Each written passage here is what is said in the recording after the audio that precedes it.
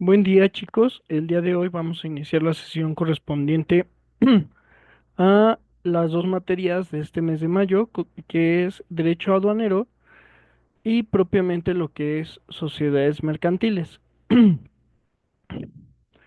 Entonces vamos a hablar un poco sobre lo que son estas dos materias.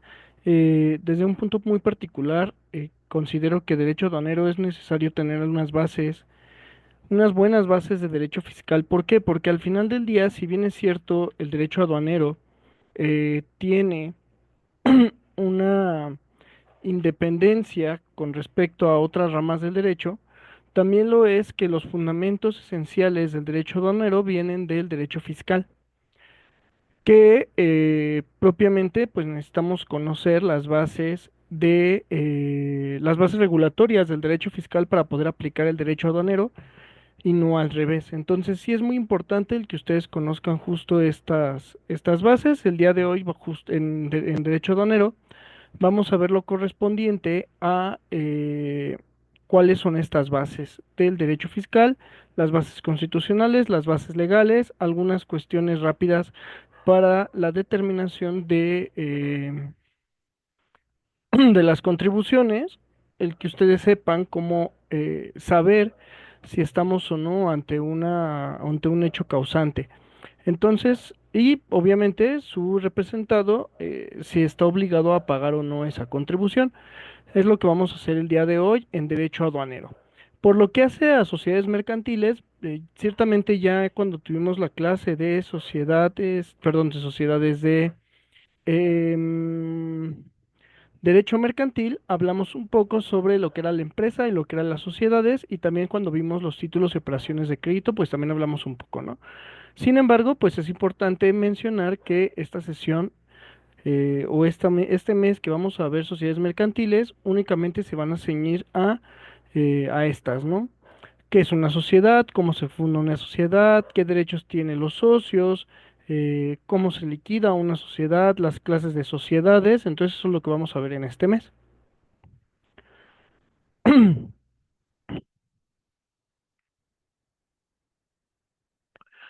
¿Qué es lo primero que tenemos que saber con respecto al derecho aduanero, ¿no? ¿Qué es lo primero que vamos a ver en esta sesión?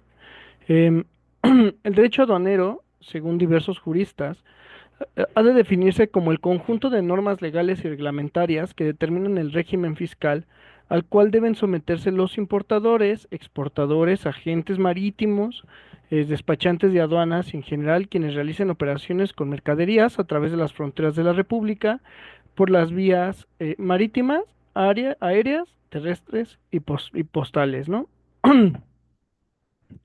Entonces vamos a poner el pizarrón.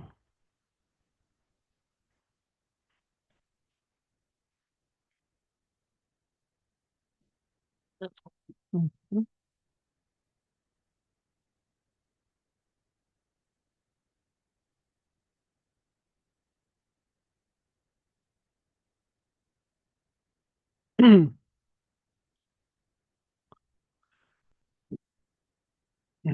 Entonces quedamos que el derecho aduanero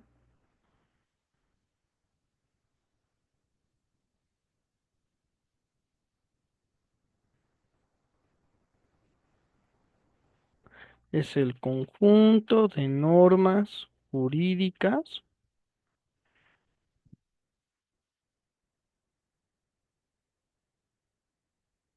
que regulan,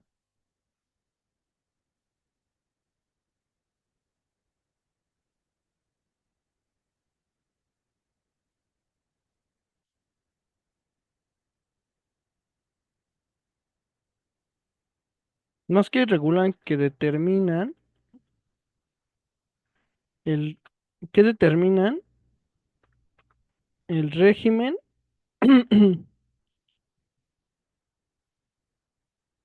fiscal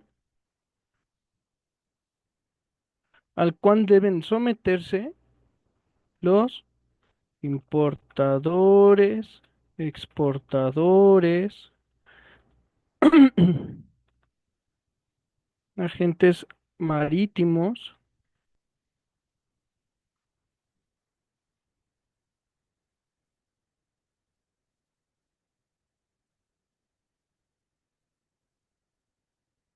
despachantes de aduanas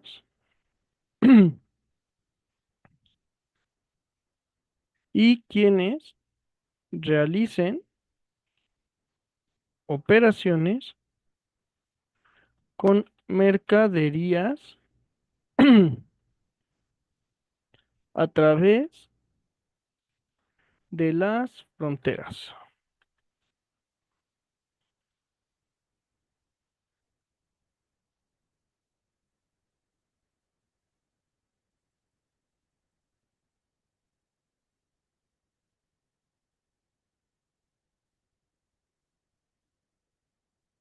De las fronteras de la República, que esto de las a través de lo vamos a separar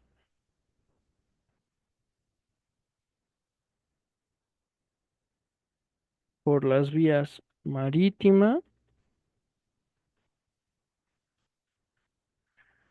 terrestre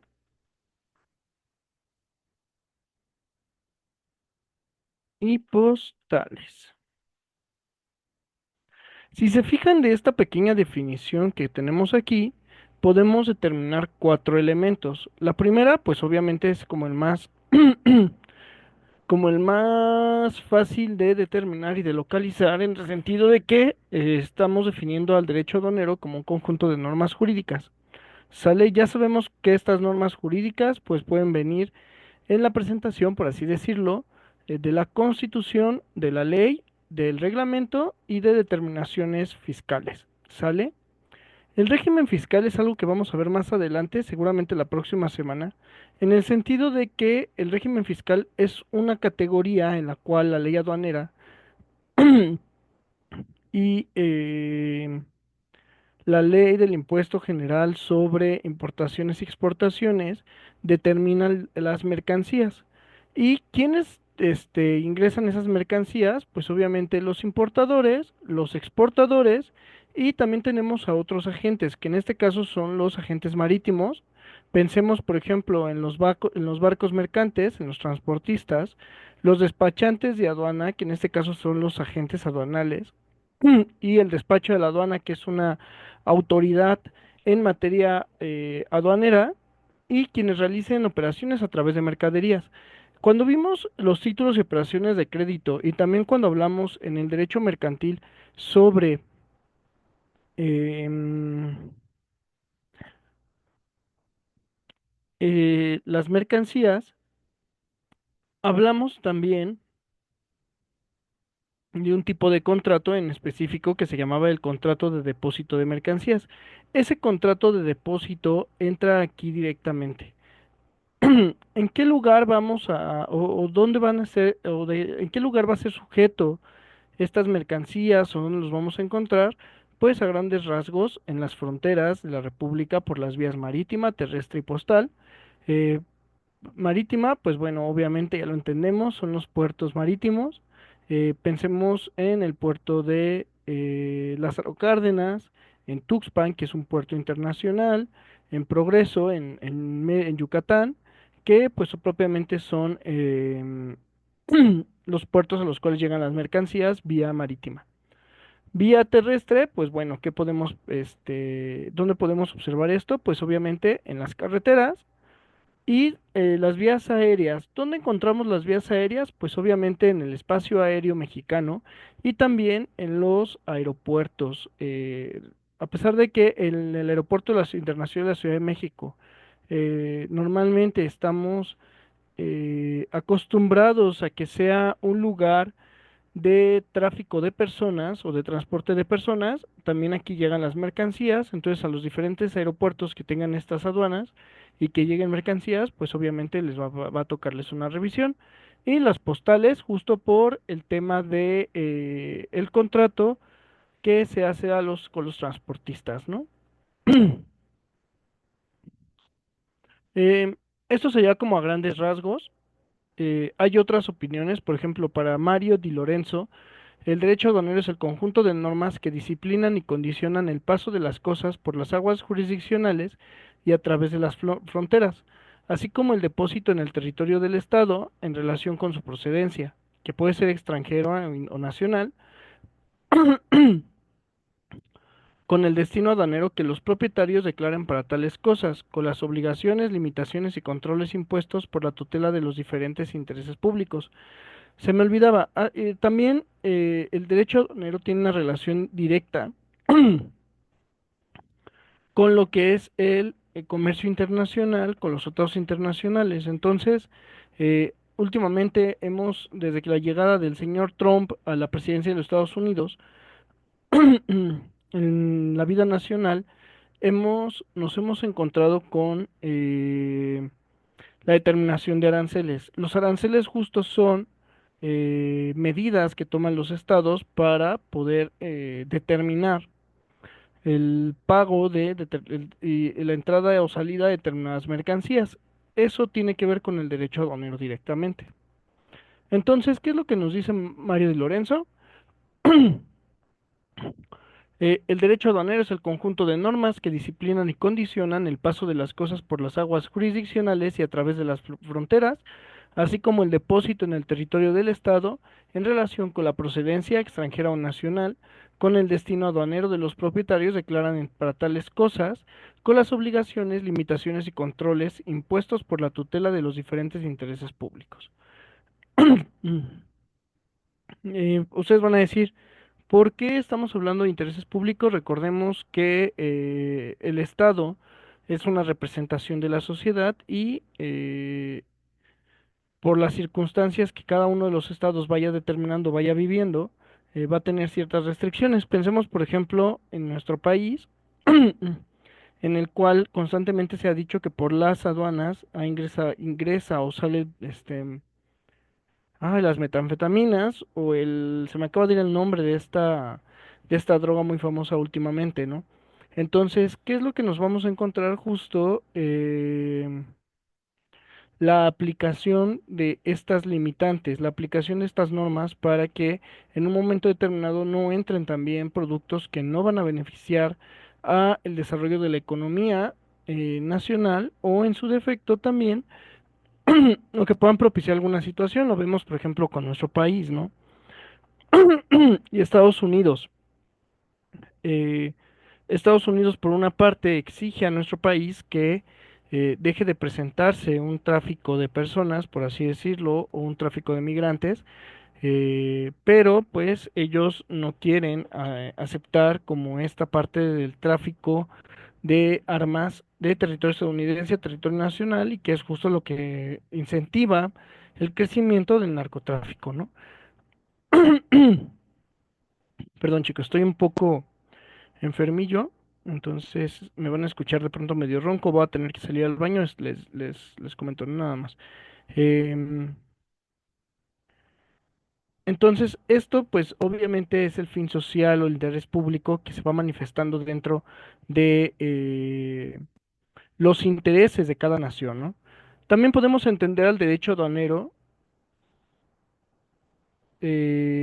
como el conjunto de normas jurídicas que regulan por medio de un ente administrativo las actividades o funciones del Estado en relación con el comercio exterior de mercancías que entren o salgan de sus diferentes regímenes al o del territorio aduanero, así como de los medios y tráficos en que se conduzcan y las personas que intervienen en cualquier fase de la actividad o que violen las disposiciones jurídicas.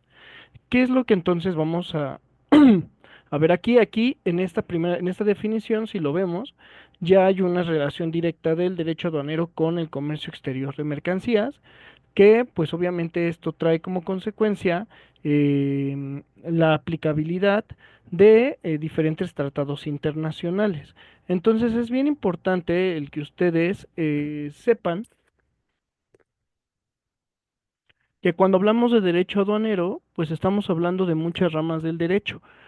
Obviamente, derecho administrativo, ¿por qué? Porque las aduanas em, están cumpliendo una de las funciones que el Estado tiene encomendadas en el Ejecutivo, que es la función ejecutiva y administrativa, ¿no?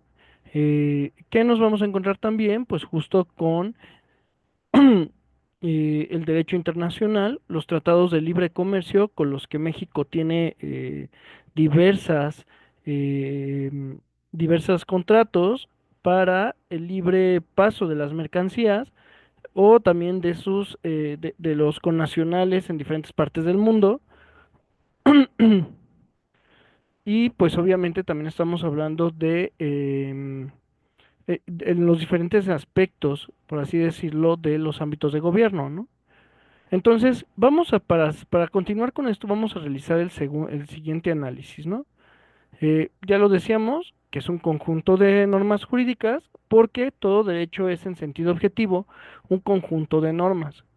Trátese de preceptos imperativos atributivos, es decir, de reglas que además de imponer derechos concede facultades.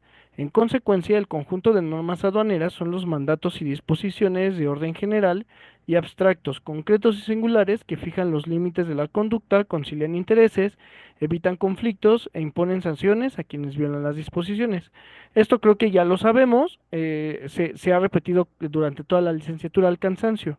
Una norma jurídica tiene que ser una norma o es un imperativo más bien atributivo, que el Estado está utilizando para conceder determinados derechos o también para exigir el cumplimiento de determinadas obligaciones o de la abstención de determinadas conductas. ¿Esto con qué fin? Justo con el fin de evitar conflictos entre las partes. Esto ya lo vimos también el mes pasado con respecto a lo que es los procesos mercantiles, los procesos familiares, el procesal civil, el procesal penal, ¿no? Al final del día, el ideal es que no haya conflictos, pero pues bueno, es imposible.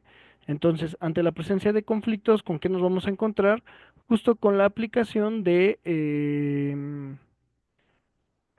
estas normas, ¿no? Como ente administrativo, el ente que mencionamos administrativamente son las aduanas, que son el órgano de la administración pública que tiene por principal y no único objeto percibir los derechos fiscales de importación y exportación. Ya ahorita yo les decía, ¿no? Estamos ahí con una función del presidente, que es la función ejecutiva que se le ha delegado. Y en el caso en concreto, en esta materia, estamos hablando sobre los derechos fiscales de importación y exportación y hacer cumplir las disposiciones prohibitivas y de reglamentación del comercio internacional, ¿no? Ya es también algo que mencionábamos, en el sentido de que pues la ley, más que la ley, estos entes administrativos van a buscar el cumplimiento de la ley y por ende también el acceso o la restricción de determinadas mercancías porque atiende a esta función ejecutiva, ¿no? Y bueno, esto va relacionado con lo siguiente. Las actividades o funciones del Estado relacionadas con el comercio exterior de mercancías que entren o salgan en sus diferentes regímenes o del territorio aduanero, dentro de las funciones a las que hacemos referencia son la fiscal, la de control de riesgo, social, las de higiene, vigilancia, financiera e internacional. Cuando hablamos de la función fiscal, aquí decimos que esta función se materializa cuando el fin fiscal de las contribuciones pasa a un segundo término y las disposiciones aduaneras son utilizadas como normas protectoras de la industria, el comercio y la agricultura nacional. Esto lo hemos estado viendo constantemente. Vamos a el pizarrón y vamos a buscar un video justo de las declaraciones del señor Trump.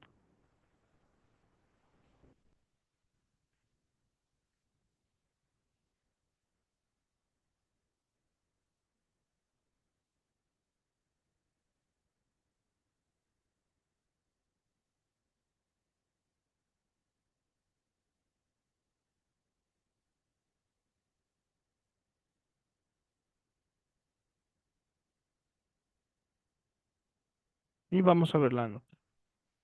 Y vamos a platicar un poco de esto.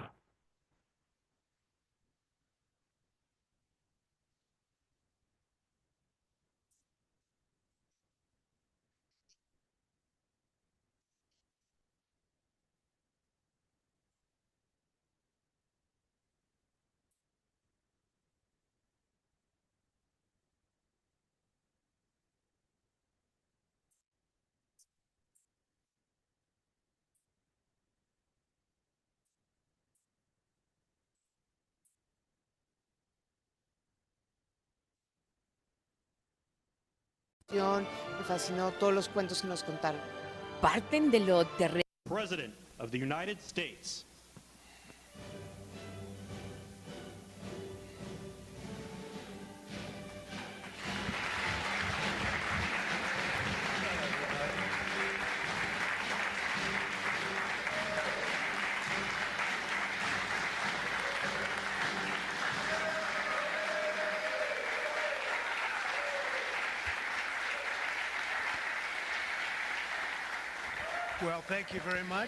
Muchas gracias. Por favor, tomen asiento. Gracias. Tenemos a numerosos líderes políticos aquí y algunos de los más prominentes, pero también es importante los líderes empresariales. Tenemos los mejores líderes empresariales del mundo. Es un honor tenerlos aquí. Esta semana estamos celebrando los 100 días más exitosos que haya tenido cualquier gobierno en la historia de los Estados Unidos. Nos complace recibir en la Casa Blanca a decenas de los principales líderes, especialmente los empresariales. Las empresas aquí representadas han anunciado colectivamente más de $2 billones en nuevas inversiones y ya nos estamos acercando a un total de $8 billones. Este país nunca había visto cosa semejante. Si piensan en el gobierno pasado, en 4 años, probablemente consiguieron menos de $1 billón. Nosotros nos acercamos a superar los $8 billones. Así que algo ha ocurrido. Creo que hay dos factores. Lo que ocurrió el 5 de noviembre y el uso inteligente de los aranceles y otros incentivos. Realmente es algo excepcional. El mundo no había visto cosa como esta. Juntos estamos rescatando palabras hermosas, hecho en Estados Unidos, algo que no habíamos visto en mucho tiempo. Aparte de estos líderes empresariales, sus empresas que he mencionado, tenemos a excelentes personas aquí. Martha. Gracias, Marsha Blackburn, Bill Cassidy. Gracias, Bill. Ashley Moody. Gracias, Ashley. Y John Newsted. Muchas gracias, John. Y los representantes Byron Donalds, Buddy Carter, Rob Whitman, Mark Alford, Mike Rogers, Richard Hudson y Abe Hamaday. Muchas gracias a todos.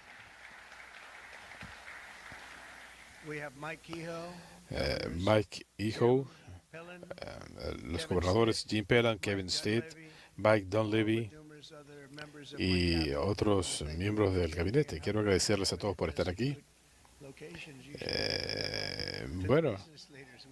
Les dieron posiciones prominentes. Usualmente se las dejamos a los invitados porque queremos su dinero. Hace 100 días heredamos los escombros de un desastre económico de 4 años bajo el gobierno anterior. Fue un desastre económico. Había un desastre en la frontera, cosa que nunca se había visto. Y hemos cerrado la frontera casi en el 99,999%. 3 personas pasaron, en lugar de cientos de miles de personas que estaban entrando todos los meses. Millones de personas entraron al país. El último mes, 3 personas. Las empresas estaban agobiadas por las regulaciones. Había una guerra contra la energía y teníamos la peor inflación en la historia de nuestro país. En el último año de Biden, Estados Unidos tuvo el peor déficit comercial jamás registrado. Perdimos 106,000 empleos en el sector manufacturero. Aparte de eso, su trabajo fue excelente. Pero ahora todo eso está cambiando y está cambiando rápidamente porque finalmente tenemos un presidente que está poniendo al país primero, un presidente que cree en poner a Estados Unidos primero. En el primer trimestre, las estadísticas que hemos visto, si eliminamos las distorsiones de importaciones, inventarios y gasto gubernamental, es 3% en positivo. Pero esta es la economía que heredamos de Biden. Nosotros comenzamos a trabajar el 20 de enero y deben darnos algo de tiempo para que se sientan los efectos. Esto es todavía el rezago de la economía de Biden. Muchas cosas han ocurrido desde el 5 de noviembre para ayudar a esta economía, porque como indicaba, tenemos crecimiento del sector privado y esto comenzó después del 5 de noviembre. El sector privado comenzó a activarse después de las elecciones. La gente sabía cuáles eran nuestros planes y la tendencia comenzó a manifestarse. Las inversiones también registraron un incremento de 22%, lo que nunca habíamos visto. Todas estas nuevas inversiones y fábricas son un reflejo de fortaleza de la economía estadounidense y una declaración de confianza en el futuro del país. ¿Quieres tener una Green Card? Imagina un futuro donde tus habilidades como profesional no solo ayuden a... Ciertamente. Samsung, a quien no se menciona aquí, he escuchado que esta mañana anunciaron que pensaban levantar una planta bastante grande porque quieren evitar los aranceles. Nuestra agenda económica va a facilitar hacer negocios en el país, contratar trabajadores estadounidenses y levantar fábricas en Estados Unidos y no en China u otros países. Estamos lidiando con muchos países en este momento y creo que puedo decir para Scott, Howard y realmente es mucho. Ojalá pudiera contratar a alguna de la gente que está manejando esta compañía. Se están haciendo un trabajo excelente. ¿Se imaginan a Jensen negociando? Hasta Howard diría eso. Sería impresionante. Pero le hemos puesto fin a la farsa verde, esa farsa que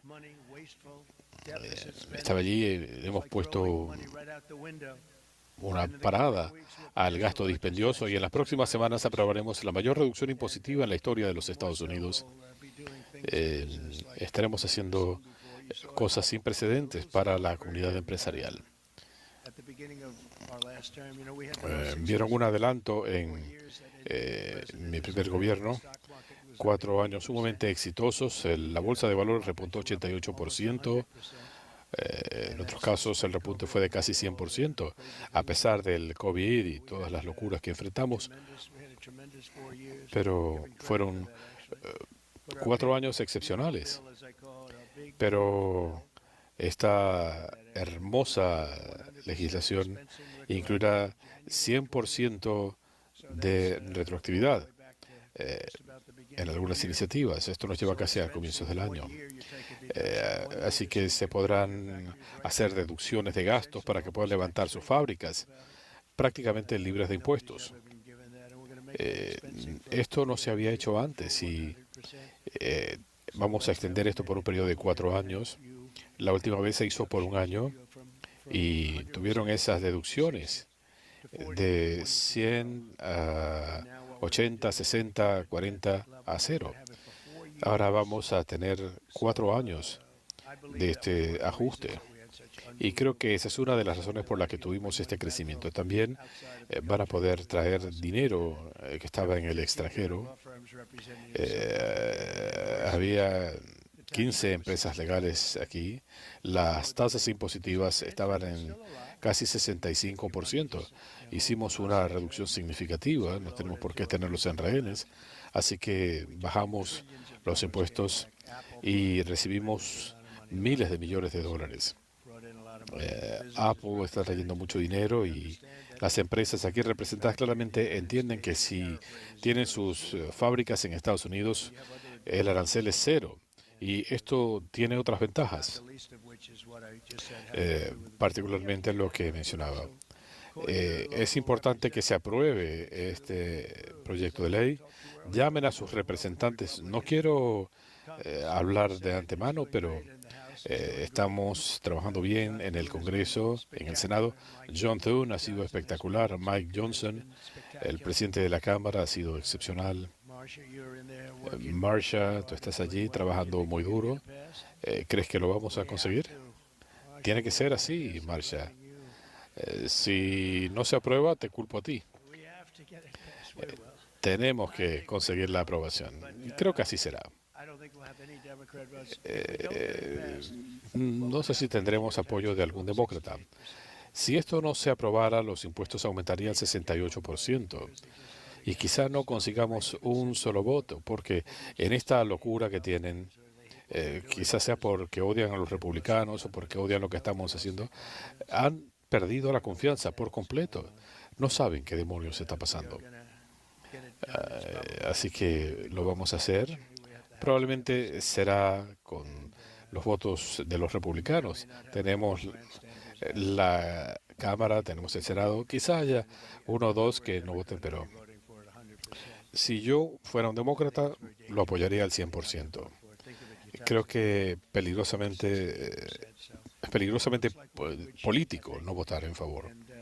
Pero creo que vamos bien y esto sería la legislación más extensa aprobada en la historia del país, con el mayor recorte fiscal en la historia del país. Aparte de eso, las regulaciones que estamos eliminando será algo mucho más grande que lo que hicimos en los primeros 4 años. Nosotros eliminamos 4 veces más regulaciones que cualquier otro presidente en un periodo de 4 años. Y hemos hablado incluso de presidentes que han tenido 2 periodos de gobierno. Y le hablaba a un amigo que es uno de los líderes empresariales más prominentes, no lo voy a mencionar. Le dije, si tuvieras que escoger entre los recortes de impuestos de la última vez o los recortes de regulaciones, y él dice, regulaciones. ¿Qué es más importante para ti? Le pregunté. Bueno, si pudiera tener una sola cosa, dice, lo más importante es el tema de las regulaciones. Eso es más importante incluso que el recorte fiscal. Hemos recortado los impuestos a casi 21% y ahora vamos a pasar de 21% a 15% si fabrican sus productos en Estados Unidos. Si ustedes hacen eso, esos maravillosos microcircuitos, si ustedes los producen,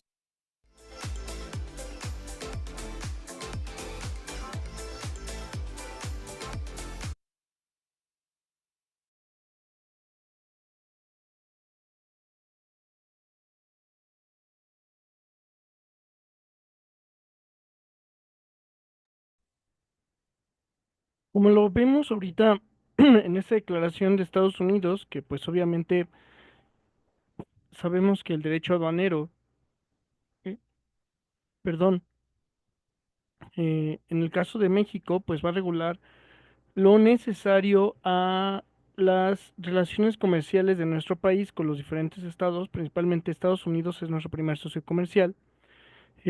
Aquí tenemos unas declaraciones y logramos observar de manera patente esto que ya decíamos sobre las funciones del Estado, sobre justo la función que los agentes aduanales tienen y que le fueron delegadas por el Ejecutivo, ¿no?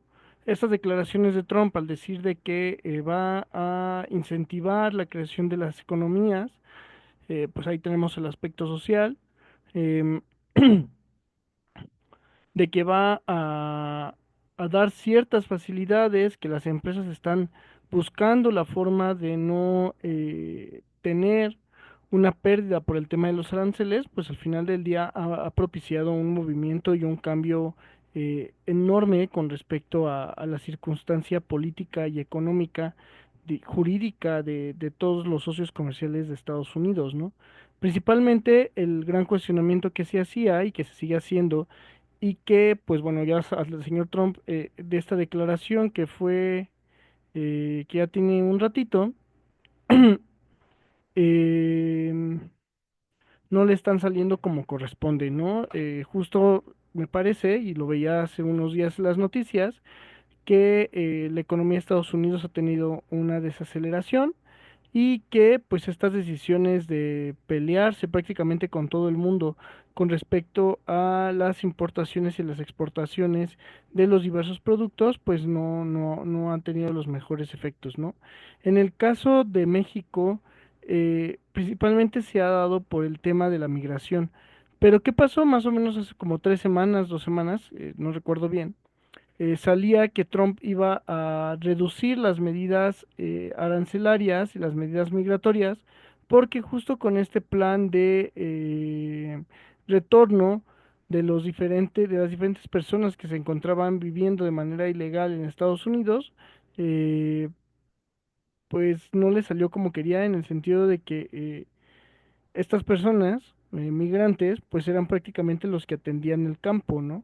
Y no hay quien atienda los campos norteamericanos. Los norteamericanos son una mano de obra cara en comparación con los migrantes, entonces esto pues ha traído como graves consecuencias jurídicas y económicas a a la economía pues a la economía estadounidense, ¿no? Entonces es bien importante el que ustedes conozcan de esto. Vamos a seguir hablando sobre las diversas funciones. Bueno, la función económica, esta función se materializa cuando el fin fiscal de las contribuciones pasa a un segundo término y las disposiciones aduaneras son utilizadas como normas protectoras de la industria, el comercio y la agricultura nacional, que bueno, ya lo vimos ahorita, ¿no? De igual manera, se crea una serie de estímulos o incentivos para promover la industria doméstica, como son los casos de la devolución de impuestos, aplicación de cuotas bajas para la importación de mercancías necesarias para fomentar la industria, el régimen de importación temporal, el depósito industrial, la importación por reposición de existencias, la aplicación de la regla octava de los complementarios de la tarifa de la importación, entre otros muchos, ¿no? Esta es la función económica, o sea, lo vemos y lo que busca esta función estatal del derecho aduanero es justo el que las mercancías, las industrias nacionales, pues vayan creciendo. Actividad del control de riesgos. ¿Qué es el control de riesgos? El artículo séptimo del Acuerdo de Facilitación de Comercio obliga a las aduanas a crear un sistema de control de riesgos. La actividad busca establecer medidas de control para identificar el riesgo a través de un sistema inteligente que lo analice a la introducción o extracción de mercancías al o del territorio aduanero mexicano. A fin de cumplir con esta actividad, la aduana debe de contar con tecnología avanzada para utilizar el control a través de sistemas electrónicos automáticos, el uso de Internet, firma electrónica, sistema de videograbación, utilización de rayos X y rayos gamma, entre otros mecanismos. Eh, ¿Esto para qué es lo que se busca? Justo para que no ingresen mercancías que vayan a dañar en alguna situación a nuestro país, ¿no? Vamos a ver. Y es bien interesante porque las formas en la que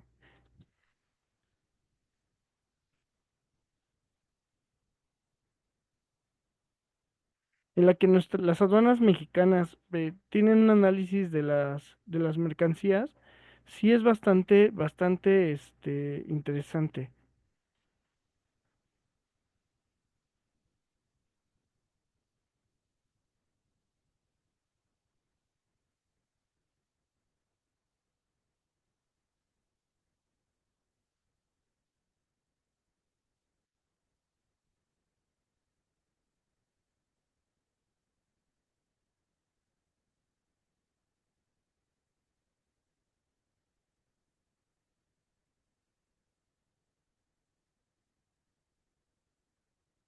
Es lo que quiero, estoy buscando porque justo es bien interesante el cómo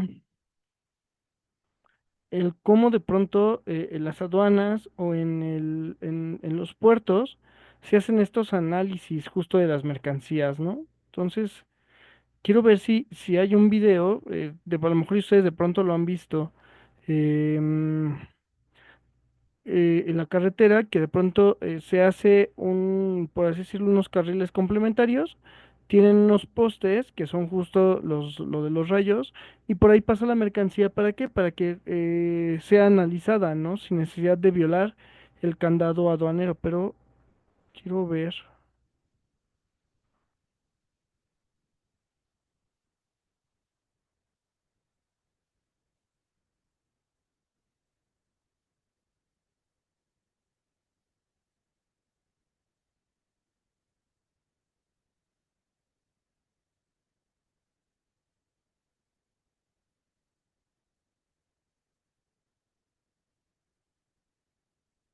A ver, vamos a ver esta entrevista al director general de aduana.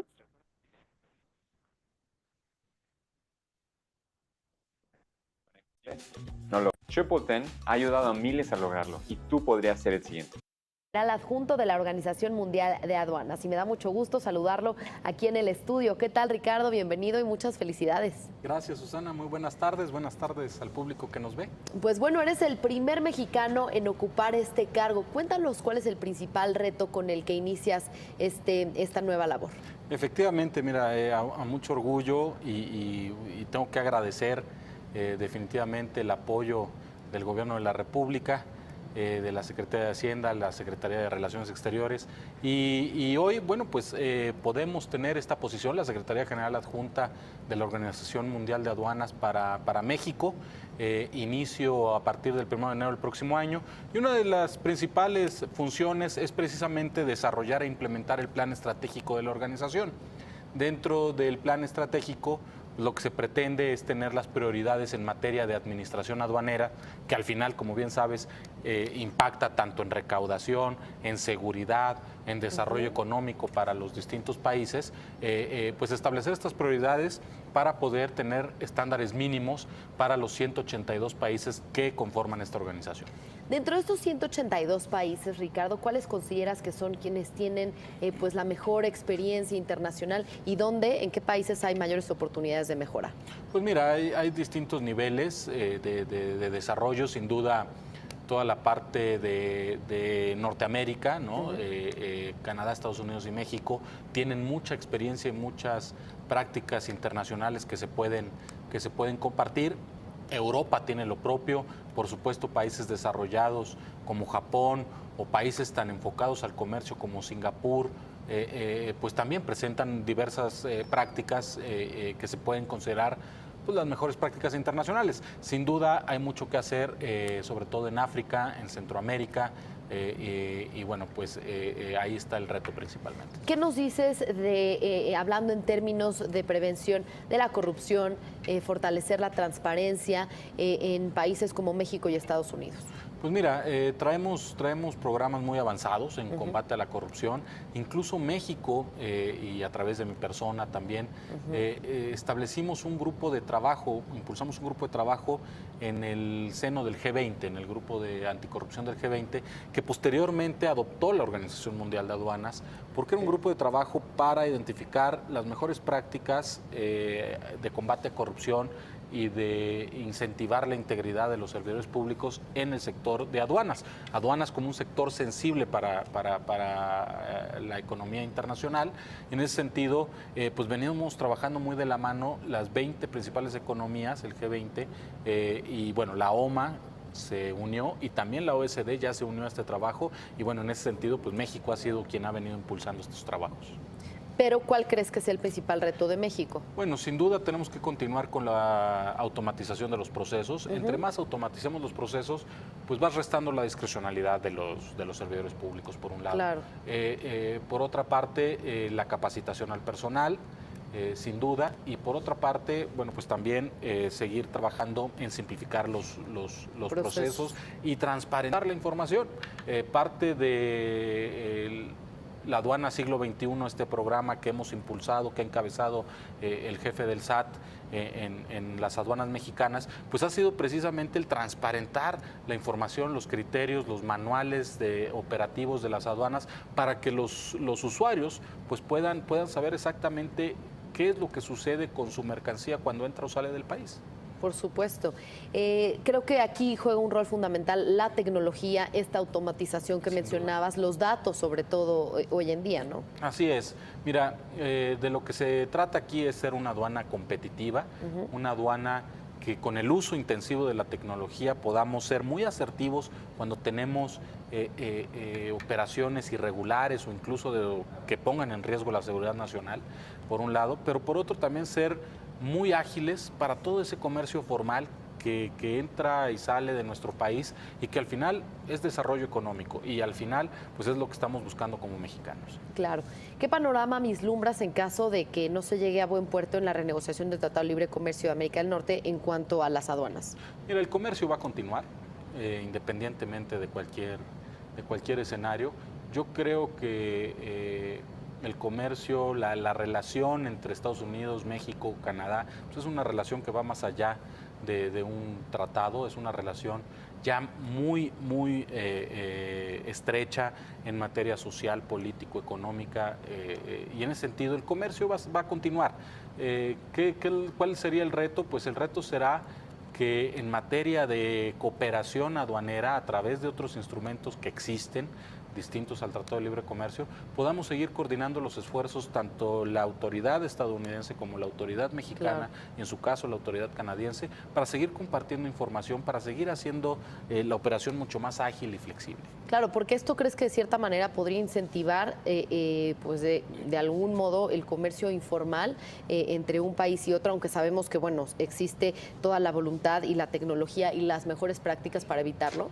Sí, claro, mira, yo creo que el comercio informal se va a inhibir en la medida en que podamos nosotros ser más efectivos y podamos dar respuesta a la demanda de quien quiere hacer el comercio, ¿no? En la medida en que nosotros agilicemos y disminuyamos los costos intrínsecos a la operación, pues es que el comercio informal disminuirá.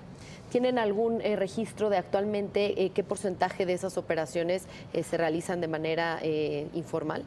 No, mira, las aduanas tienen al año un poco más de 16 millones de operaciones. Okay. Estas son pues, más de 45,000 operaciones todos los días. Cruzan cerca de 30,000 camiones de carga todos los días. Recibimos más de 55,000 pasajeros internacionales todos los días en nuestros aeropuertos. Y eso es lo que tenemos como estadística, como reto logístico todos los días. Claro. Hacia eso nos hemos venido enfocando y la idea, como te decía, de tener estas herramientas tecnológicas que nos permitan, sin sacrificar uno u otro, sino al contrario, fortalecer tanto el control como la facilitación.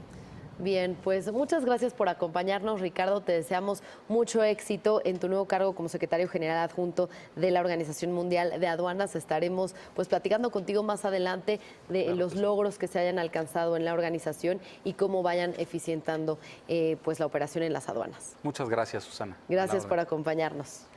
A continuación, lo dejo con una... Descubre en cuánto compramos tu auto. Solo ingresa los datos de tu auto y en 2 minutos recibe nuestra oferta.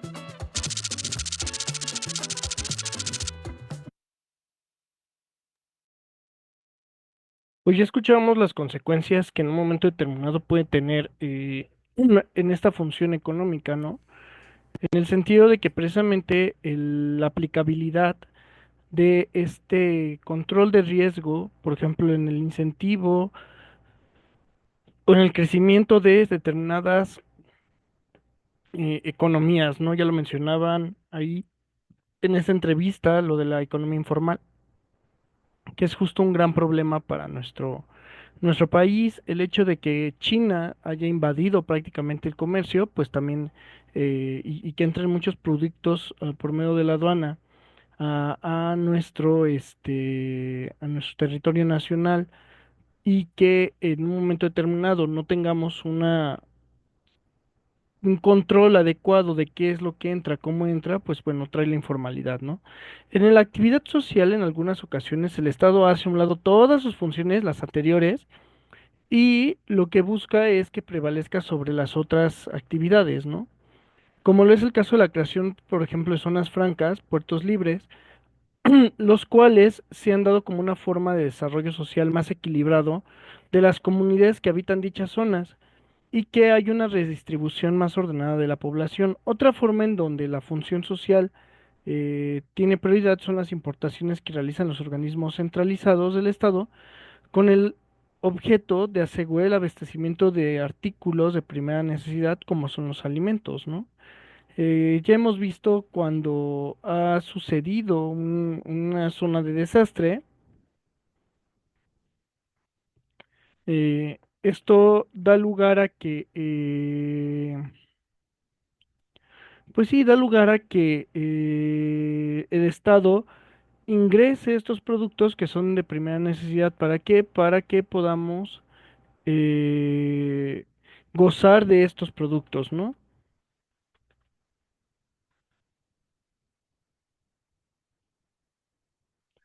¿Qué es una zona franja? Vamos a ver igual otro video.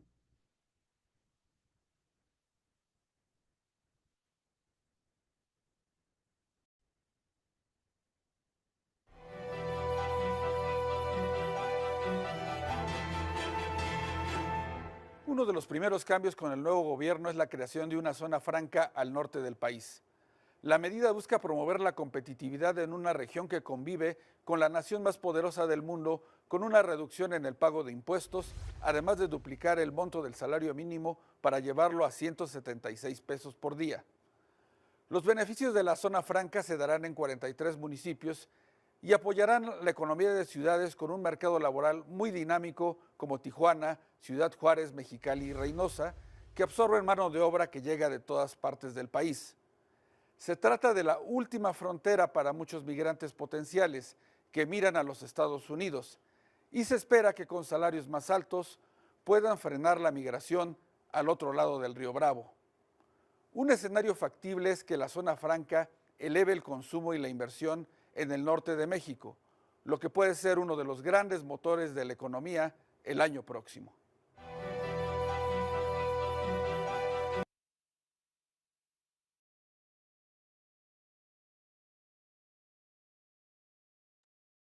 Ya vimos algunas de las medidas, ¿no? En este caso, pues bueno, fue hace 6 años, donde se quería crear esta zona franja. ¿Para qué? Para que pudiera haber un mayor estímulo económico y social dentro de estas actividades económicas, ¿sale? Chicos, denme 2 minutos. Listo, chicos.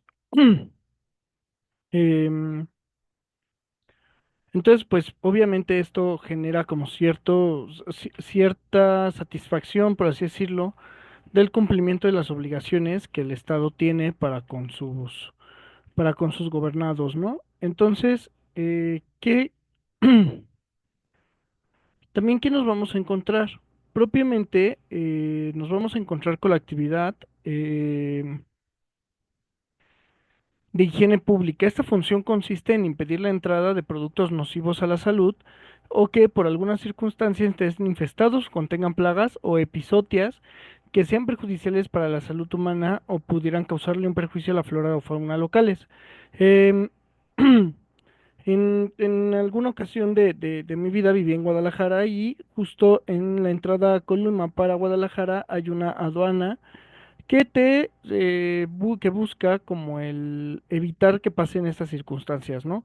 El que un animal venga enfermo y que vaya a llegar al interior de la República, el que se ingrese una fruta con alguna plaga o algo, al final del día estas aduanas son lo que buscan, ¿no?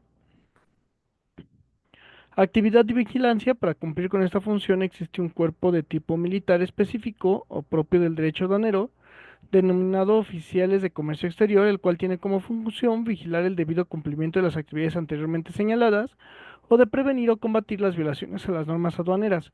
Eh, Prácticamente son policías que se encargan de vigilar que la normativa aduanera esté cumpliendo, ¿no?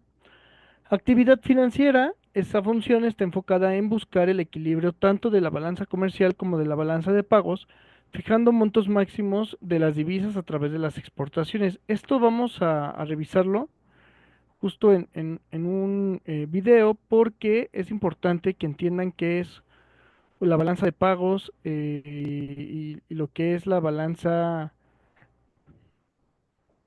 comercial. Entonces, esperen.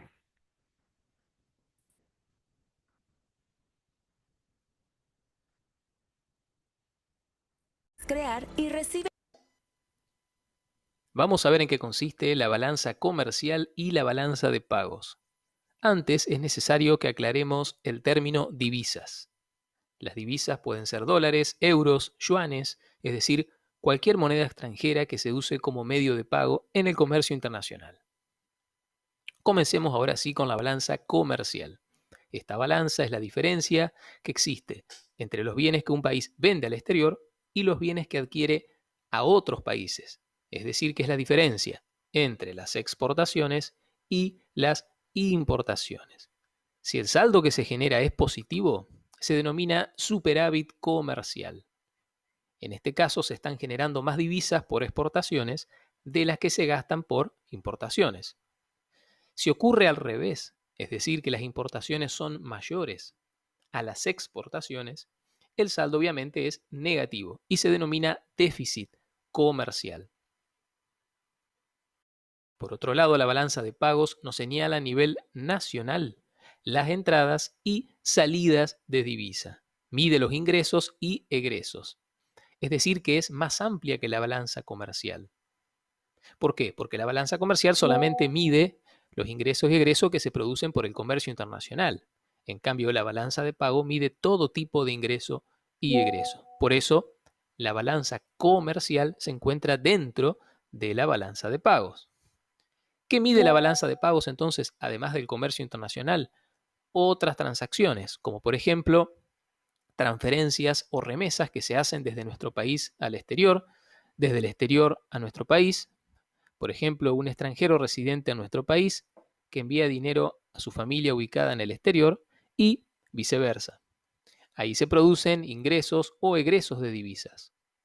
También está lo que se llama inversión extranjera directa, es decir, compra de activos argentinos por parte de extranjeros y viceversa.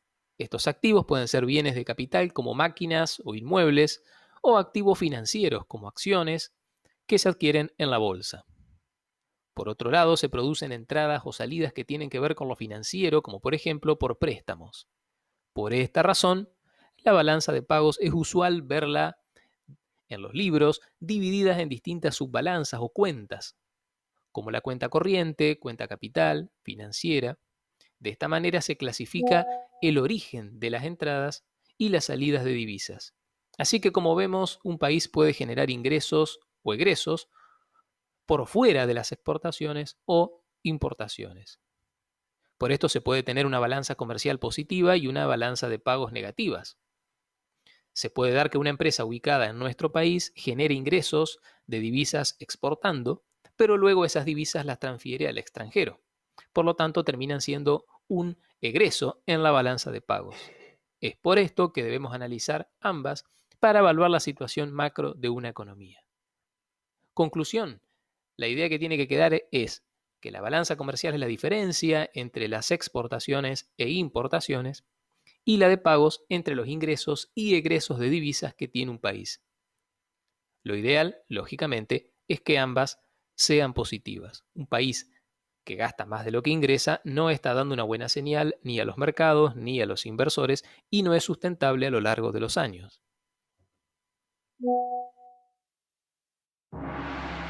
$5,000 años de música y...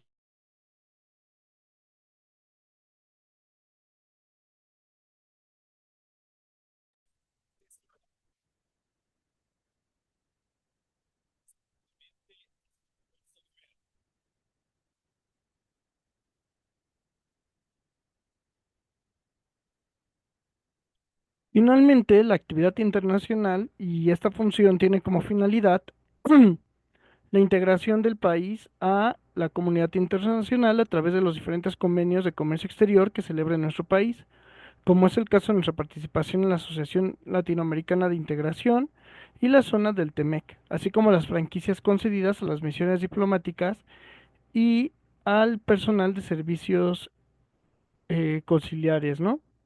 Consulares, perdón.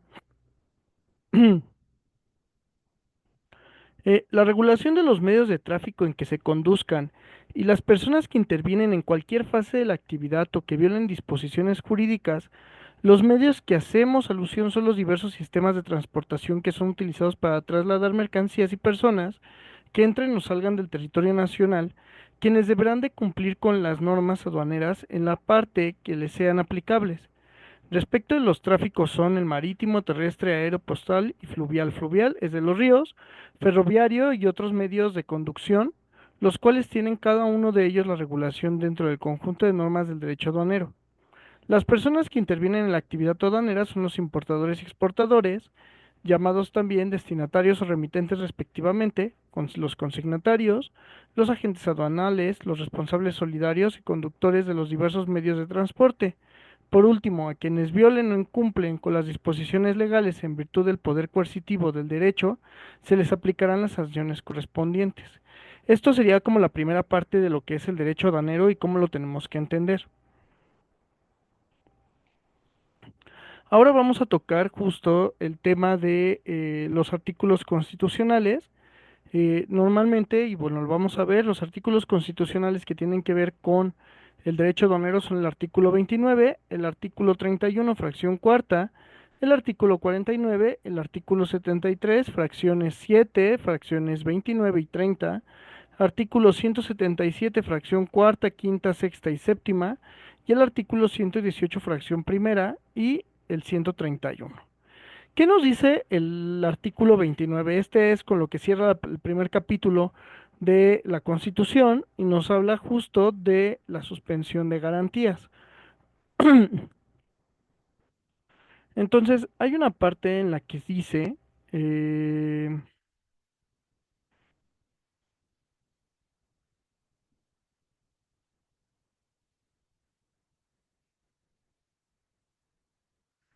de las afectaciones o de las implicaciones que va a tener en cuanto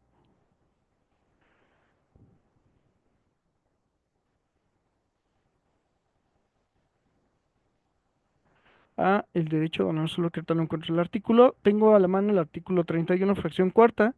Este artículo 31, fracción cuarta es bien importante, ¿por qué? Porque con él vamos a poder determinar cuáles son las obligaciones de los mexicanos y nos dice contribuir esta fracción para los gastos públicos, así como de la Federación, de los estados, la Ciudad de México y los municipios en que residan de la manera proporcional y equitativa que dispongan las leyes.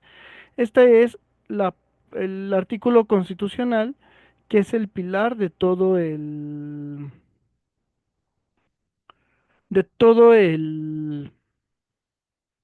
derecho fiscal. El supremo poder de la Federación en el artículo 49 se divide para su ejercicio en el legislativo, ejecutivo y judicial. Obviamente esto ya lo vimos en su momento con las funciones del Estado en materia administrativa y en este lo que vemos es cómo se van a dividir las funciones y qué es lo que vamos a encontrarnos. Las siguientes facultades y lo que vamos a encontrar son las facultades del Congreso, que, bueno, vamos a tener principalmente para distribuir las contribuciones necesarias para cubrir el presupuesto, para establecer contribuciones, estas son contribuciones especiales sobre el comercio exterior, sobre el aprovechamiento y explotación de los recursos naturales, sobre instituciones de crédito, sobre servicios públicos concesionados, impuestos especiales sobre energía eléctrica, producción y consumo de tabacos librados, gasolina, cerillos, aguamiel, explotación forestal y producción y consumo de cerveza. Estos serían lo que en derecho fiscal se encuentran regulados por el IEPS. eh, y que son contribuciones en específico reguladas por la Federación y las entidades federativas participarán en los rendimientos de estas contribuciones especiales en la proporción que la ley secundaria federal determine. Para expedir la legislación única en materia procesal civil familiar, así como de la extensión de dominio en los términos del artículo 22 de esa Constitución, recordemos que como son mercancías se puede dar el tema de la extensión de dominio también sobre bienes muebles. Las facultades y obligaciones del presidente son las siguientes, el artículo 89, en la fracción 33, perdón, 13, habilitar toda clase de puertos, establecer aduanas marítimas, fronterizas y designar su ubicación, es algo que ya les había comentado. Y finalmente el artículo 117 y 118, que son facultades de los estados.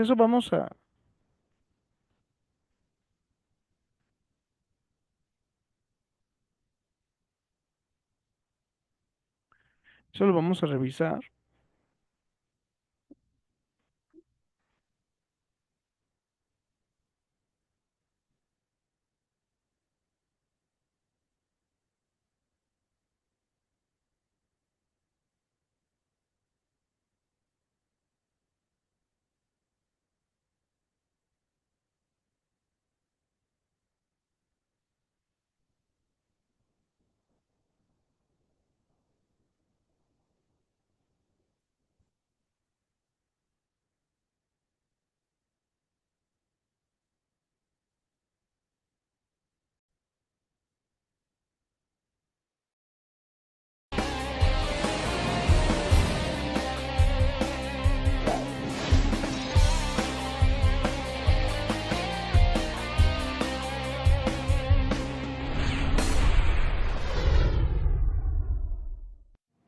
Hola, ¿qué tal? Yo soy Daniel Islas y ese es el artículo 117 de la Constitución Política de los Estados Unidos Mexicanos.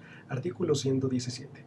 Los estados no pueden, en ningún caso, primero, celebrar alianza, tratado o coalición con otro estado ni con las potencias extranjeras. Segundo, derogada. Tercero, acuñar moneda, emitir papel moneda, estampillas ni papel sellado. Cuarto, gravar el tránsito de personas o cosas que atraviesen su territorio. Quinto, prohibir ni gravar directa ni indirectamente la entrada a su territorio, ni la salida de él a ninguna mercancía nacional o extranjera. Sexto, gravar la circulación ni el consumo de efectos nacionales o extranjeros, con impuestos o derechos cuya exención se efectúe por aduanas locales, requiere inspección o registro de bultos o exija documentación que acompañe la mercancía. Séptimo, expedir ni mantener en vigor leyes o disposiciones fiscales que importen diferencias de impuestos o requisitos por razón de la procedencia de mercancías nacionales o extranjeras, ya sea que esta diferencia se establezca respecto de la producción similar de la localidad o ya entre producciones semejantes de distinta procedencia. Octavo, contraer directa o indirectamente obligaciones o empréstitos con gobiernos de otras naciones, con sociedades o particulares extranjeros, o cuando deban pagarse en moneda extranjera o fuera del territorio nacional. Los estados y los municipios no podrán contraer obligaciones o empréstitos, sino cuando se destinen a inversiones públicas productivas y a su refinanciamiento o reestructura, mismas que deberán realizarse bajo las mejores condiciones del mercado, inclusive los que contraigan organismos descentralizados, empresas públicas y fideicomisos, y en el caso de los estados, adicionalmente para otorgar garantías respecto al endeudamiento de los municipios. Lo anterior conforme a las bases que establezcan las legislaturas en la ley correspondiente, en el marco de lo previsto en esta Constitución y por los conceptos y hasta por los montos que las mismas aprueben. Los ejecutivos informarán de su ejercicio al rendir la cuenta pública. En ningún caso podrán destinar empréstitos para cubrir gasto corriente. Las legislaturas locales, por el voto de las 2/3 partes de sus miembros presentes, deberán autorizar los montos máximos para, en las mejores condiciones del mercado, contratar dichos empréstitos y obligaciones, previo análisis de su destino, capacidad de pago y, en su caso, el otorgamiento de garantía o el establecimiento de la fuente de pago. Sin perjuicio de la anterior, los estados y municipios podrán contratar obligaciones para cubrir sus necesidades de corto plazo, sin rebasar los límites máximos y condiciones que establezca la ley general que expida el Congreso de la Unión. Las obligaciones a corto plazo deberán liquidarse a más tardar 3 meses antes del término del periodo de gobierno correspondiente y no podrán contratarse nuevas obligaciones durante estos últimos 3 meses. Noveno, gravar la producción, el acopio o la venta del tabaco en rama en forma distinta o con cuotas mayores de las que el Congreso de la Unión autorice. El Congreso de la Unión y las legislaturas de las entidades federativas dictarán, desde luego, las leyes encaminadas a combatir el alcoholismo.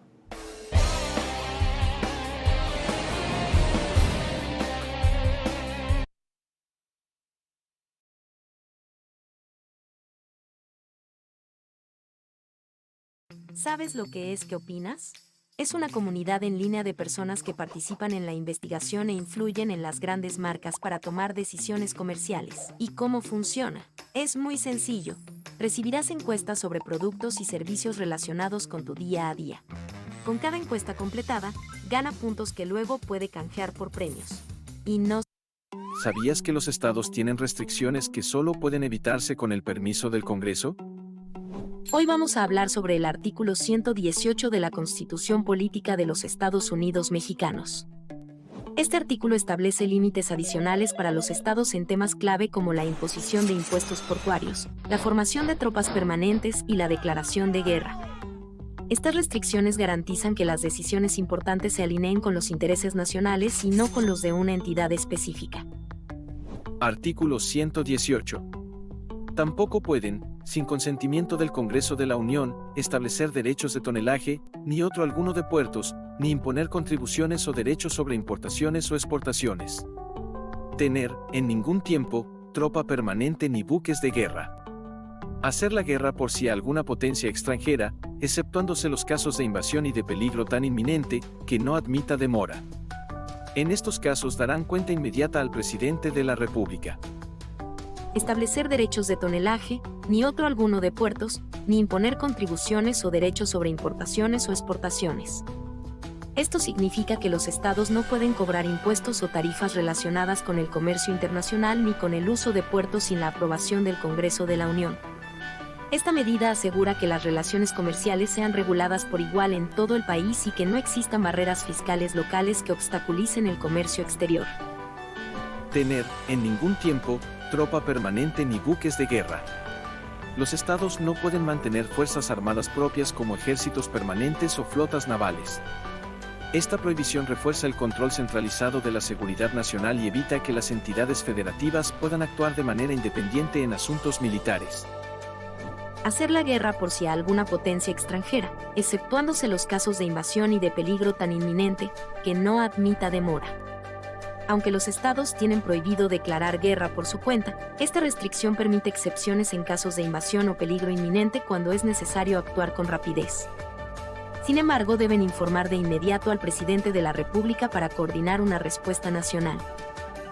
El artículo 118 refuerza la unidad del país al impedir que los estados tomen decisiones que podrían afectar la soberanía o la estabilidad nacional.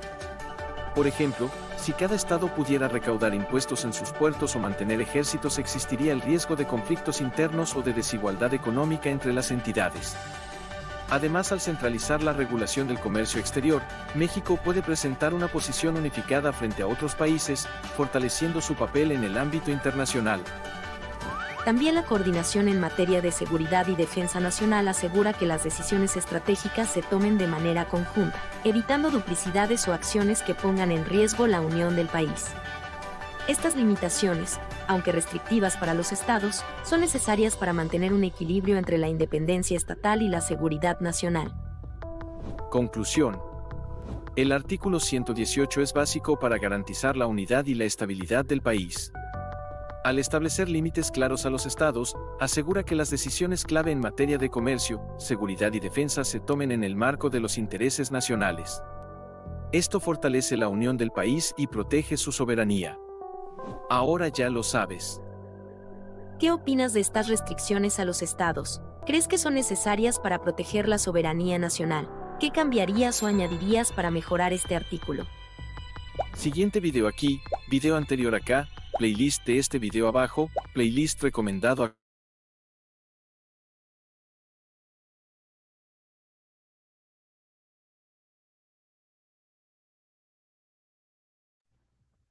En este video vimos las atribuciones tanto de las entidades federativas, las limitaciones y las circunstancias que deben de tomarse en cuenta para el momento de emitir o considerar una limitación en materia aduanera por parte de los estados. Vamos a hablar justo del artículo 31, fracción cuarta, vamos a tocar las bases fiscales. Y bueno, ya lo veíamos, ¿no? Son obligaciones de los mexicanos y esto nos dice que contribuir para el gasto público, así como de la Federación, de los estados y de la Ciudad de México y del municipio en que rescindan, de la manera proporcional y equitativa que dispongan las leyes. A esto entonces hay que irlo partiendo en el sentido de que tenemos que encontrar cuáles son las partes, ¿no? Este nos permite observar que es una obligación de los mexicanos el contribuir al gasto público. Esto con el fin de que el Estado se haga de los recursos necesarios para cumplir con sus diversas funciones. Ya hablamos en materia aduanera de cuáles son las funciones que el Estado va a tomar justo para en este tráfico interno internacional de las mercancías, ¿no? Entonces, en este caso, pues vamos a estar hablando de cuáles son que el Estado recauda ¿para qué? Para tener los recursos necesarios para satisfacer las necesidades de su población. Sabemos desafortunadamente que eso no se da y pues bueno, no en todos los casos, ¿no? Asimismo señala que esta contribución se repartirá entre los tres órdenes de gobierno, a saber, es decir, la federación, las entidades federativas y los municipios, los cuales tienen diversas atribuciones. Ya ahorita lo vimos.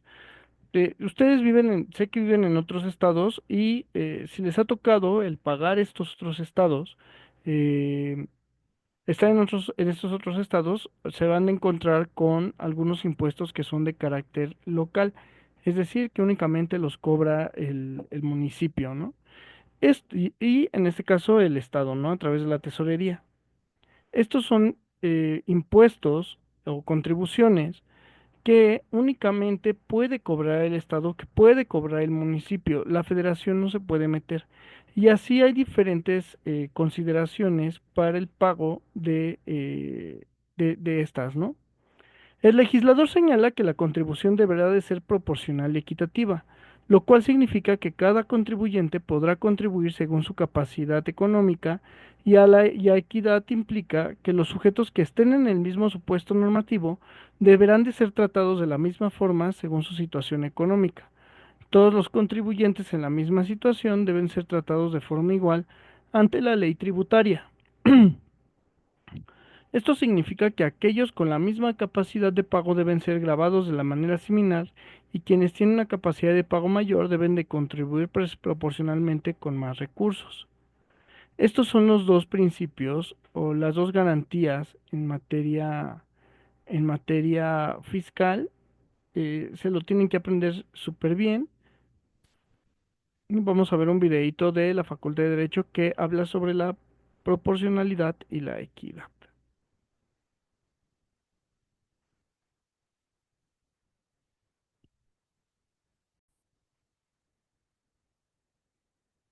La justicia tributaria se sustenta en dos principios, proporcionalidad y equidad.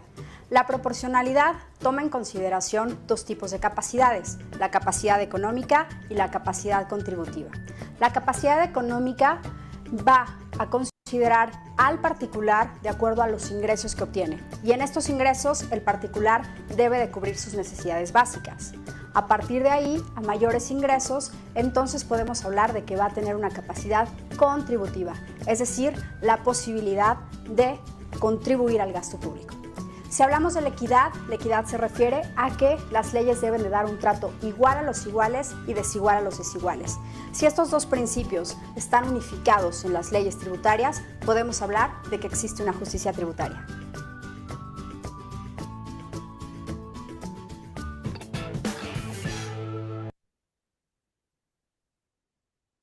Ya ahí vimos cómo van a funcionar estas.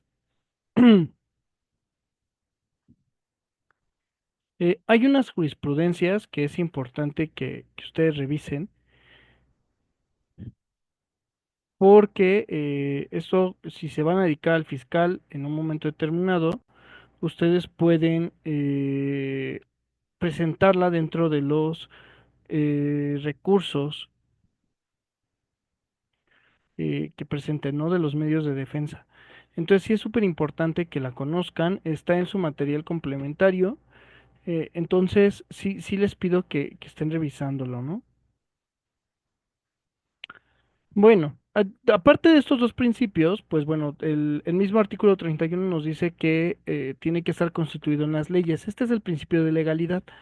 Como ustedes recordarán, cuando veíamos en el derecho administrativo, el acto administrativo, decíamos que justo tenía que estar la atribución del poder señalada en una ley, en una legislación. Entonces es lo mismo con los impuestos. En el caso de los impuestos vamos a tener cuatro naturalezas de los mismos. Y esto está en el Código Fiscal de la Federación, en su artículo segundo, que nos dice que las contribuciones se clasifican en impuestos, aportaciones de seguridad social, contribuciones de mejoras y derechos, y las que se definen de la siguiente manera. Los impuestos son las contribuciones establecidas en la ley que deben pagar las personas físicas o morales que se encuentren en la situación jurídica o de hecho previstas por la misma y que sean distintas de las señaladas de las fracciones 2, 3 y 4. Esta definición es por exclusión, en el sentido de que si no es una aportación de seguridad social, si no es un derecho o si no es una contribución de mejoras, vamos a estar ante un impuesto. ¿Sale? ¿Qué son las aportaciones de seguridad social? Esto lo vemos en los que estamos como asalariados, que son las aportaciones o son las contribuciones establecidas en la ley a cargo de personas que son sustituidas por el Estado en el cumplimiento de obligaciones fijadas por la ley de la materia de seguridad social o a las personas a que se beneficie en forma especial por servicios de seguridad social proporcionados por el mismo Estado. Estas aportaciones, ¿cuáles son? El pago al IMSS, el pago al Infonavit, Esas son las dos contribuciones principalmente para materia de una revisión en materia fiscal por aportaciones de seguridad social. Contribuciones de mejora son las establecidas en la ley a cargo de las personas físicas o morales que se beneficien de manera directa por obras públicas. Pensemos en una carretera o en un puente o también en una caseta, ¿no? Que de pronto las casetas de las carreteras comunican directamente con un pueblito que antes no tenía esta comunicación con la carretera principal, ¿no? Y finalmente, los derechos son las contribuciones establecidas en la ley por el uso o aprovechamiento de bienes del dominio público de la nación, así como por recibir servicios que preste el Estado en sus funciones de derecho público, excepto cuando se presten por organismos descentralizados u organismos desconcentrados, cuando en este último caso se trate de contraprestaciones que no se encuentren previstas en la Ley Federal de Derechos. También son derechos las contribuciones a cargo de los organismos públicos descentralizados por prestar servicios exclusivos del Estado. Esto, ¿cómo lo tenemos que entender? Por ejemplo, cuando sacan una licencia, el pago del agua es un derecho. ¿Dónde más? Por ejemplo, el tema de las actas de nacimiento, lo que nos cobra el registro civil es el derecho por la exhibición de estas. Entonces, es lo que nos vamos a encontrar. Ahora tenemos que ver los elementos justos de los impuestos. Vamos a tener que dividirlos en cuatro, perdón, cinco de estos elementos que son nada más y nada menos que el sujeto, el objeto, la base, la tasa o tarifa y la fecha de pago. El sujeto, pues ya lo veíamos, son las personas físicas o morales que quedan obligadas al pago de contribución porque se encuentran en el supuesto legal aplicable. El objeto de la contribución, que son las contribuciones que se causan en el momento en que las personas realizan las situaciones jurídicas o de hecho. ¿Sale? Previstas en las leyes fiscales que se encuentren vigentes en el momento en que ocurra dicha causación. Es decir, es lo que está grabando. Pensemos en el impuesto sobre la renta. El impuesto sobre la renta se encarga de cobrar o regular sobre las ganancias o sobre los ingresos, más que sobre las ganancias, sobre los ingresos que tienen los particulares. Entonces, por un ingreso es igual a el pago de el impuesto sobre la renta, ¿no? La base es el nombre de la determinación de una contribución, el hecho o más bien la serie de hechos mediante los cuales se llega a precisar el quantum de la contribución adeudada, es decir, el monto de la contribución. Una vez que se ha verificado el hecho o generador de los mismos, la identificación del sujeto, la consulta de los precios fiscales aplicables al caso concreto y la mencionada cuantificación del monto a pagar. Sigue la tasa o la tarifa, que es la cuota que tenemos que pagar, es el parámetro de lo que tenemos que pagar y finalmente la fecha de pago es el día en el que se extingue la obligación propiamente del impuesto.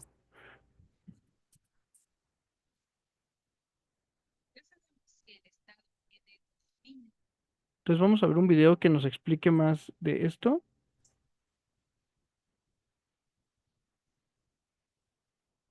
De contribuir al Estado con medios económicos para que el Estado pueda sufragar su acción o su actividad.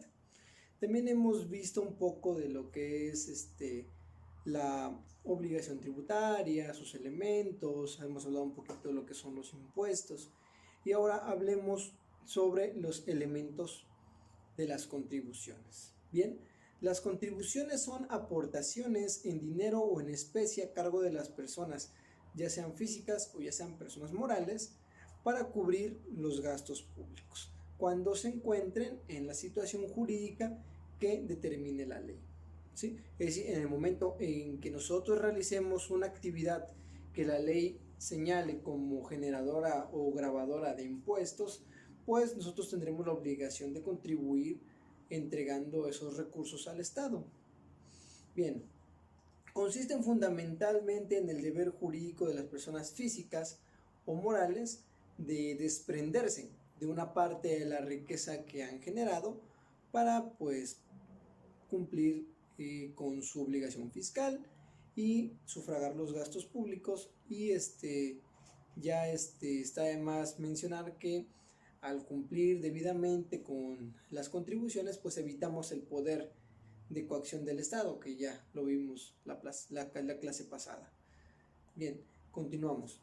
Las contribuciones se clasifican en impuestos, aportaciones de seguridad social, contribuciones de mejoras y derechos. Más adelante los vamos a ver. Bien, estos tienen su fundamento en el artículo 2 del Código Fiscal de la Federación. Las contribuciones se clasifican en impuestos, aportaciones de seguridad social, contribuciones de mejoras y derechos. Bien, el artículo 2 del Código Fiscal de la Federación establece y contempla estas clasificaciones que hemos referido. Muy bien, ahora volvemos a los elementos de las contribuciones. Debemos considerar como elementos de las contribuciones, en primer lugar, pues el objeto, ¿sí? El objeto es aquello que está previsto en la norma y que al realizarse genera una obligación, es decir, aquello que se grava. Muy bien. Bien.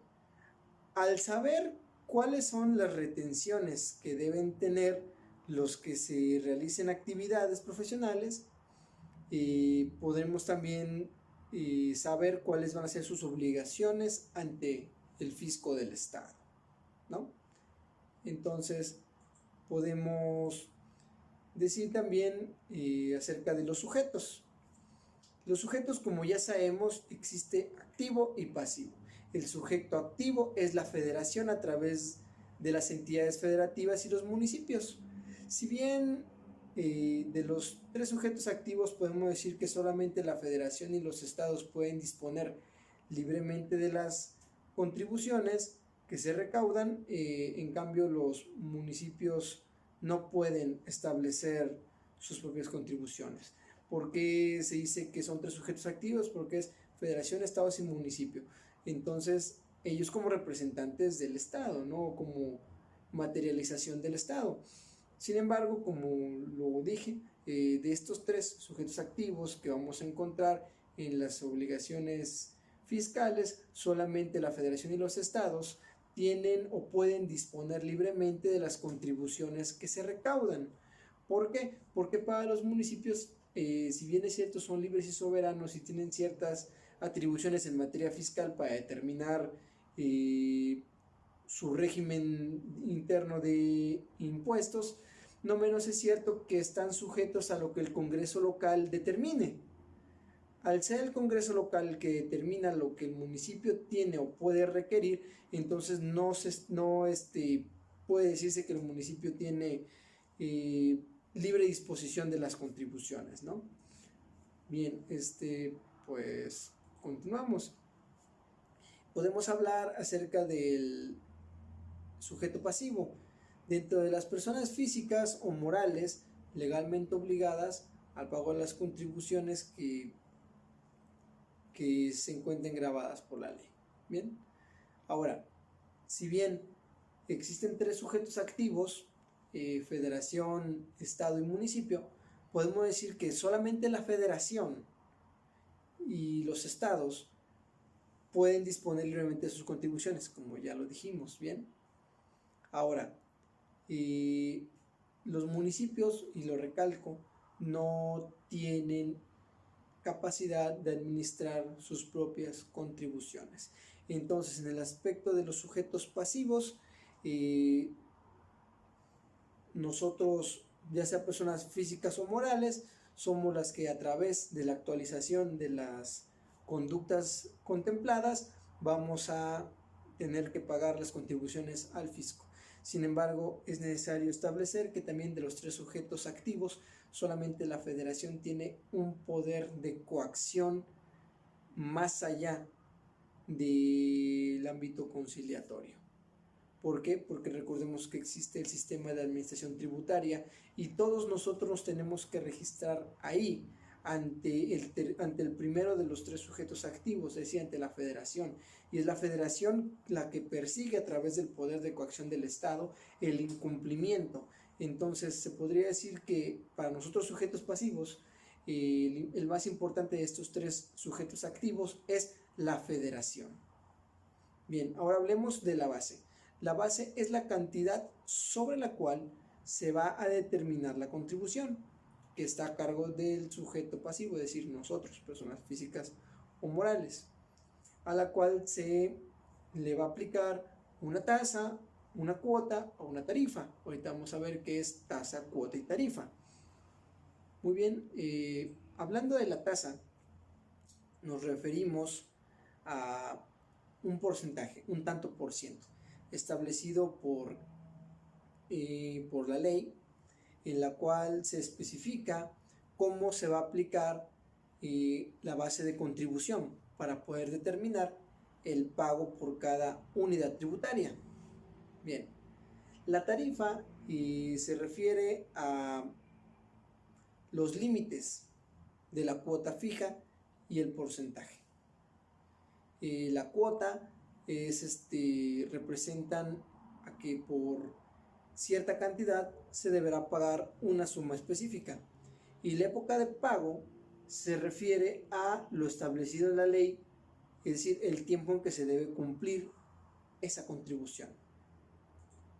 Ahora, también existe la retención por actividades profesionales.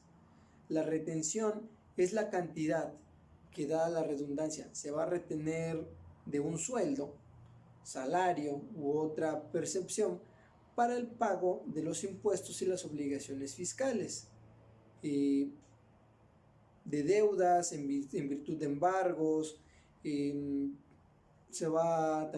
Puede haber retención por el aspecto de cumplimiento de alimentos. Se retienen para asegurar el pago de esas obligaciones. En materia fiscal existen retenciones que se actualizan para garantizar el pago de un determinado impuesto.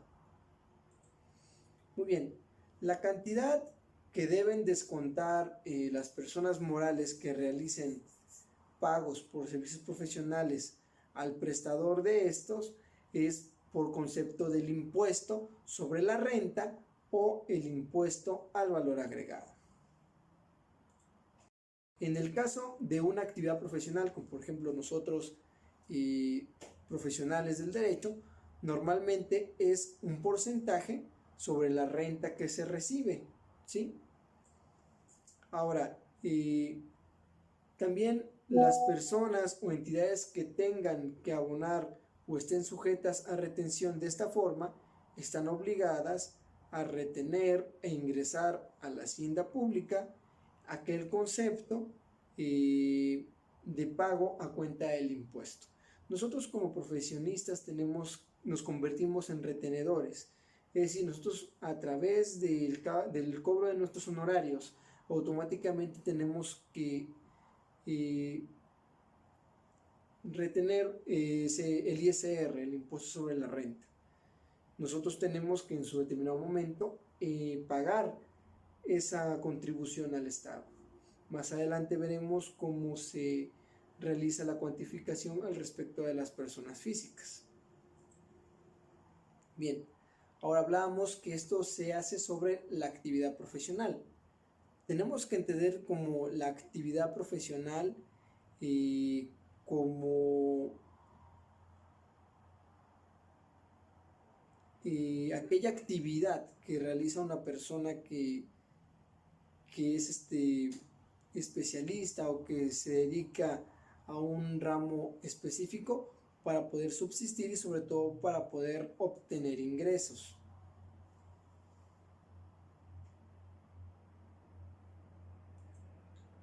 Ahora, tenemos también que conocer bien a qué nos referimos con una persona física. Bien, la persona física es un individuo con capacidad para contraer obligaciones y ejercer derechos. Pueden prestar servicios, realizar actividades comerciales, arrendar inmuebles y trabajar por salarios. Todas estas actividades son causantes de impuestos. Es decir, nosotros como personas físicas deberemos en el momento de realizar actividades comerciales, por ejemplo, si compramos algo, tendremos que pagar IVA. Si nosotros arrendamos inmuebles, tendremos que pagar ISR. Si nosotros tenemos si Si trabajamos, también nosotros pagamos el impuesto sobre la renta. Y también si prestamos servicios, nos convertimos en retenedores y también pagamos ISR para contribuir al Estado a través de los porcentajes que la ley determina. Bueno, ahora hablemos un poquito de los impuestos. Recordemos que existen impuestos directos e impuestos indirectos.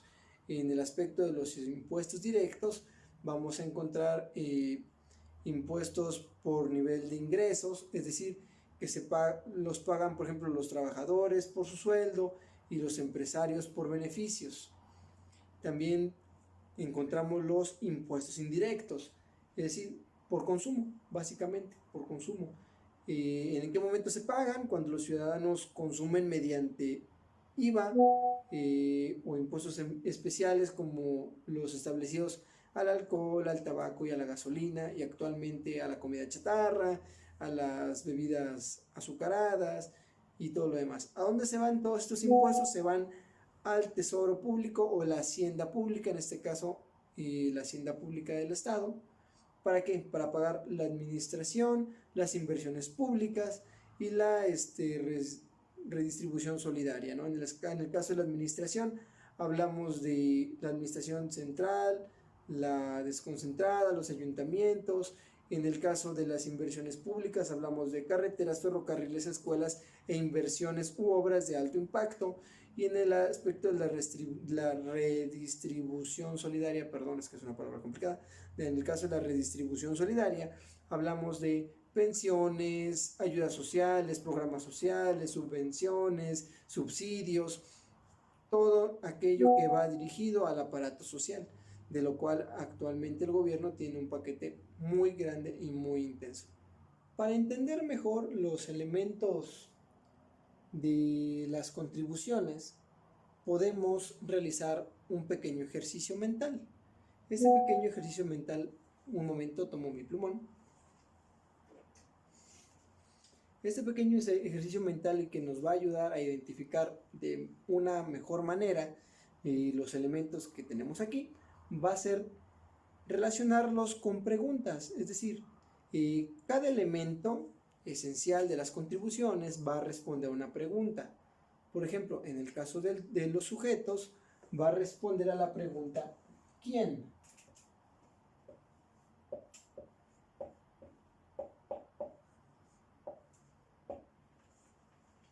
¿Sí? ¿Quién va a pagar esa contribución? ¿Sí? El objeto. ¿Qué? Es decir, ¿qué es lo que se va a pagar? IVA, ISR, o algún tipo de impuesto especial, ¿no? En el aspecto de la tasa o la tarifa, nos referimos a cuánto, ¿ok?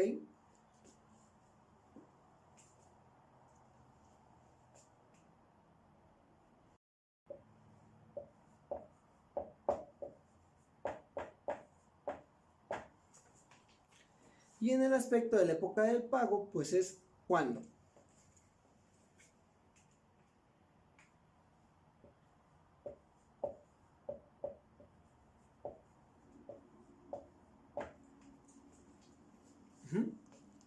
Y la base, que aquí no está escrito, pero lo escribimos, no hay problema.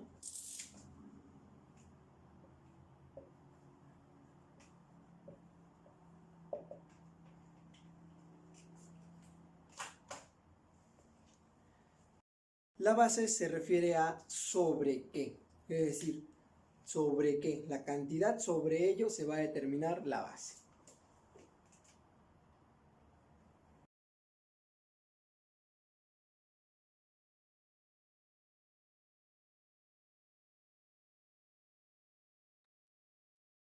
Me parecía importante el colocarles este video justo para que entendieran como más cómo podemos determinar el pago de las contribuciones.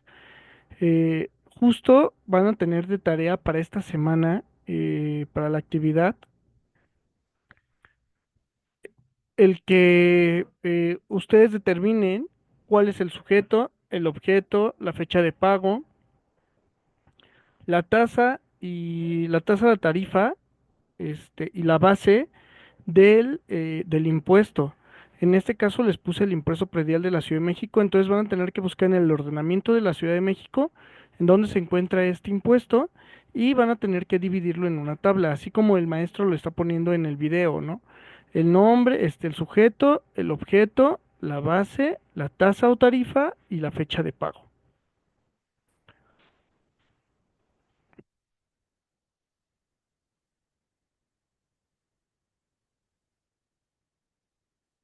Ya por último,